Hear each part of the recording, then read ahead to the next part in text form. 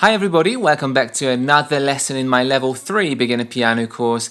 In this video we're going to learn C.Czerny's opus 160 number 17 note repetition study. Don't forget to subscribe if you haven't already done so, and if you like what you see, give this video a thumbs up. Also, I offer online piano lessons. If you're looking for one, there's going to be information below. So as I said, this chapter is all about note repetitions and the trill, and these pieces are all going to really work on note repetition. This specific exercise by Czerny, which is from his opus 160, is quite a difficult one, but if you start really slowly, it's not such a difficult journey. If you start going really fast, it's going to be very challenging. So the speed does not matter. In the beginning of the video, I played it at a quite fast speed, but you can play it much slower and you're still going to benefit from it, and you're still really going to work on your repeated notes.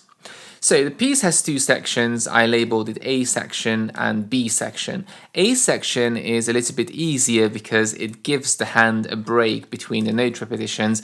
Section B is much harder because the 16th notes are running continuously and there's no rest for 2 lines or 4 bars. Let's start with section A. We are in G major, so we have an F sharp. Every F is going to be sharp, and we are in 4/4, so 4 quarter note crotchet beats in every bar. Let's start with the left hand, as this one is providing the harmony and rhythm for the piece.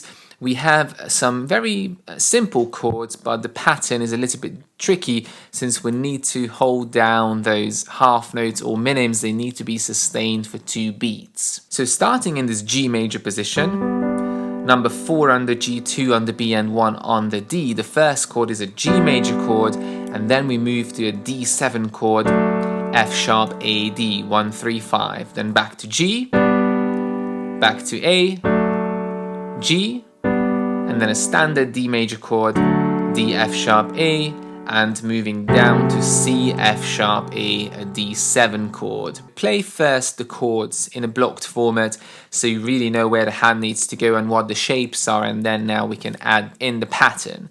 So we're going to go like this: 1, 2, 3, 4. 1, 2, 3, 4. So making sure we're holding down those bottom notes of the chords. 1, hold, 3, hold, 1, 2, hold, hold, 1, hold, 1, hold, D, hold, C, hold.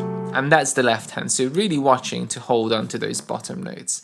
Now the right hand is the beauty of this exercise. We have these repeated notes, and every note is repeated 4 times, so 4 16th notes, semiquavers, and they have to fit into 1 beat, and then they are followed by a 6 interval. It's a good idea first to just see where we have to jump. We start on the D and moving to the B, then C and A, B, G, second line, D, C, D, B, D, A, and the D major chord, F sharp, A, D. So really understand where the hand is moving, where is it balancing between the outer notes. And when you played it a few times like this, you can start adding in those 16th note repetitions. Now be careful with the rhythm, because it's very tempting to play it like this, like ignoring completely the rests and making those top notes just as short as the repeated notes. So you can either count 1, 2, 3, 4, 1, 2, 3, 4, or you can go tiri, tiri, ta, tiri, tiri, ta, tiri, tiri, ta, tiri, tiri, ta, tiri, tiri, ta, 1, 2. Or 1, 2, 3, 4, 1, 2, 3, 4, 1, 2, 3, 4, 1, 2, 3, 4. So the beat following the repeated notes has to be the same length. The left hand is going to help with this because it's counting for us. Now let's see the technical part again. So we're going to use 4, 3, 2, 1 on the repeated notes. 4, 3, 2, 1, and then bounce. Now, remember, when you do repeated notes, you're kind of flicking the keys. Note repetitions are always light because they are quick and we're playing the same note repeatedly. There's no need for aggression like pushing the keys. You don't need to push the keys. It's not an up-down motion. It's more like a rounded flicking motion. So rounded hand shape, curved fingers, and with the fingertips very lightly moving between those 4 note repetitions. 4, 3, 2, 1, 4, 3, 2, 1. So as you can see, I'm kind of flicking those keys, almost there is something on it, like, I don't know, a bit of dust, and I'm trying to get it off the keys. That's the kind of motion, it's the easiest way to describe it. Now let's see. 4, 3, 2, 1, B. 4, 3, 2, 1, A.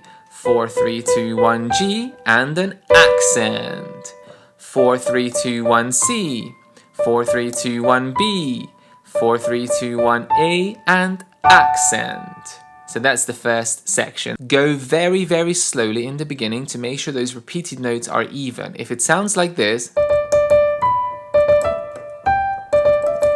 I've seen many things like this when you try to play it too fast and your hands don't allow you to get to that speed. So very slowly.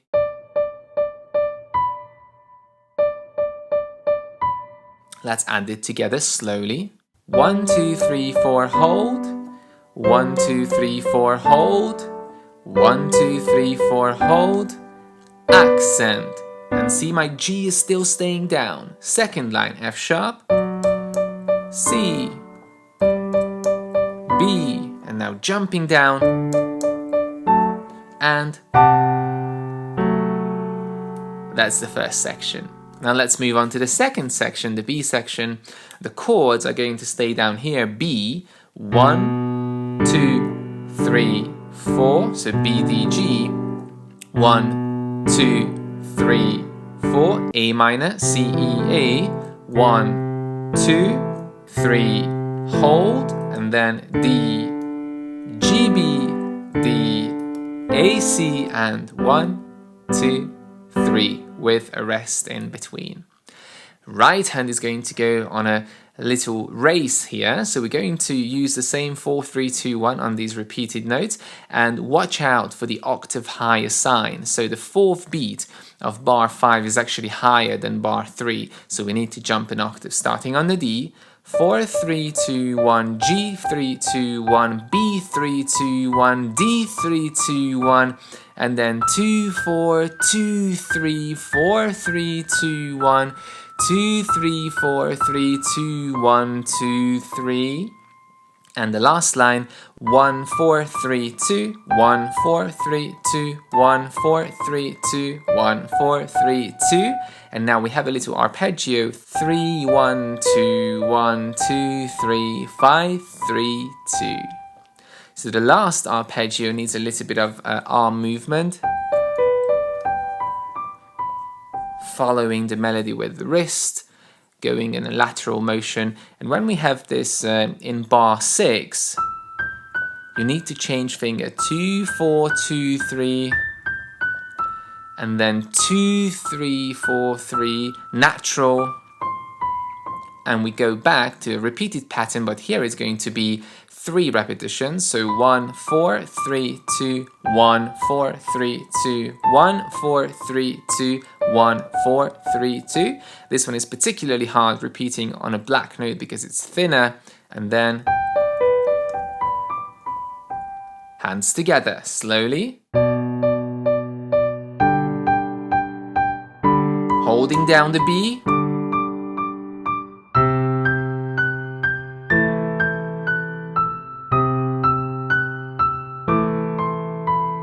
And now the repetitions.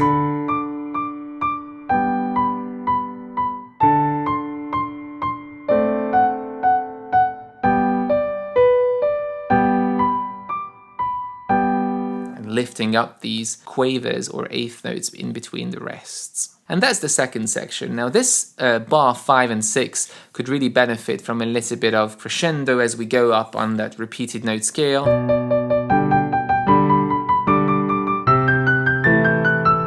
And then coming down and then finishing gently rounding off the final phrase. The second section, as I said, is much more challenging because the notes are coming after each other without any rest, and it can get very tiring if the hand is tensing up. So keep the hand very, very soft. If you feel tension building up, check the shape of your hand. Are your fingers rounded?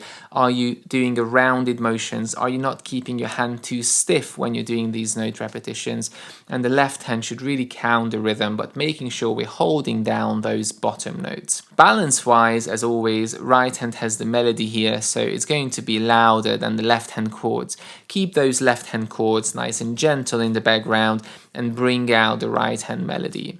Start very slowly, I can't stress this enough. Think about evenness, especially in the second section. 4 3 2 1 4 3 2 1 4 3 2 1 4 3 2 1. It's an endless line of 16th note semiquavers, and if you can play it slowly, evenly, then challenge yourself and go as fast as you can, as long as evenness and clarity is maintained. It's a really fun exercise to play at a faster speed, as long as your hands allow you to.